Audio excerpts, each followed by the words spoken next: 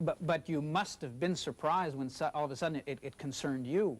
Yeah, well, I can talk about my case, but what do I know about cases that you have quoted? As far as I know, you're mixing people who are apparently found guilty and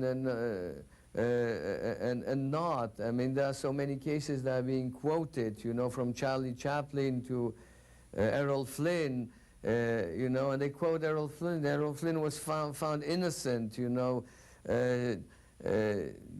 Charlie Chaplin, one doesn't know why, when. What's happening with Michael Jackson, I have no knowledge. My knowledge only comes from the press and from news media. And,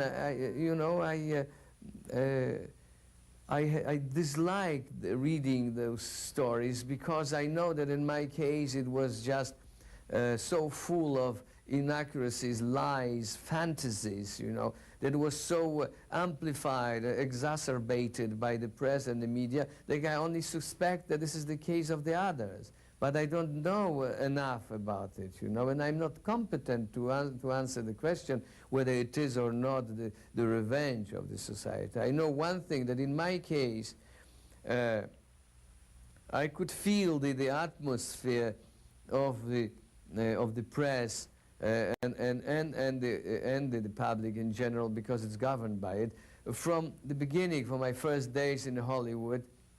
And I could feel what happened after the murders in Bel Air, where my late wife Sharon Tate was murdered with, you know, carrying my unborn son.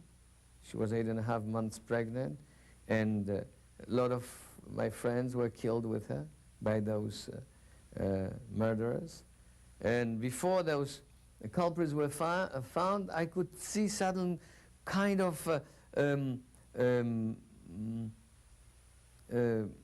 dislike towards my person, you know, and dislike towards the victims themselves, after they were guilty of their own murder, you know, because they could not rationalize. It was so absurd, so grotesque, this murder, that just could not find a rational answer to it, and they started writing stories about themselves, that they were drug addicts, that they dabbed with black magic, that it was some kind of crazy party where they murdered themselves.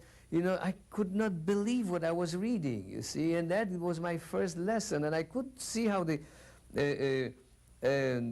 atmosphere has changed around me and how they started treating me. Then came a new period after they found Charles Manson and his family, of some form of guilt. I could feel it with the journalists when they talked to me, with friends and acquaintances, you know, they somehow felt guilty, you know, that I was the victim of something that happened in that country, you know. And I could feel again that when I had those problems, you know, in